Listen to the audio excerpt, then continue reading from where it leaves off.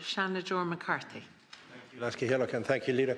Today I want to mention something that has impacted the homeless community in the past week, and I know it's weighing on me and it should be weighing on us all, and it's the reality of homelessness on the streets and the passing of Natasha Smith last Friday. Since Christmas alone, we have lost 3 of our clients at the Lighthouse Homeless Cafe, and those numbers are bad, but what makes it worse is that too easily they can become statistics, and then you forget to think about who are behind those numbers.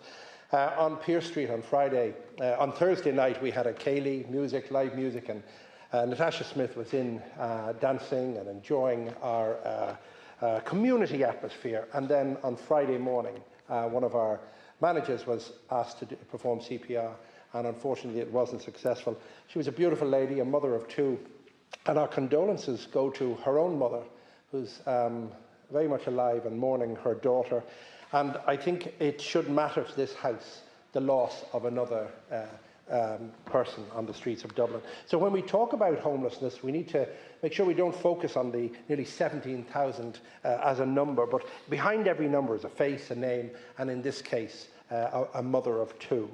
I think her death is a clear reminder that despite the efforts that are being made, and efforts are being made, the system is failing people with complex needs. And it's 10 years ago since I spoke in this House in the joint houses of the Oireachtas, saying that we need to make sure we have supported housing for those with complex needs such as addiction, trauma, abuse.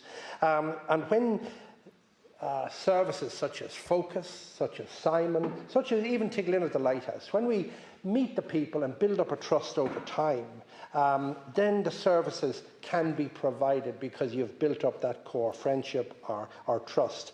So it's essential that those services are funded. Homelessness, in my experience of 20 years of helping out, it shows that it's not always about a roof, and 150 people to 200 people on average, 150 would be sleeping rough this evening.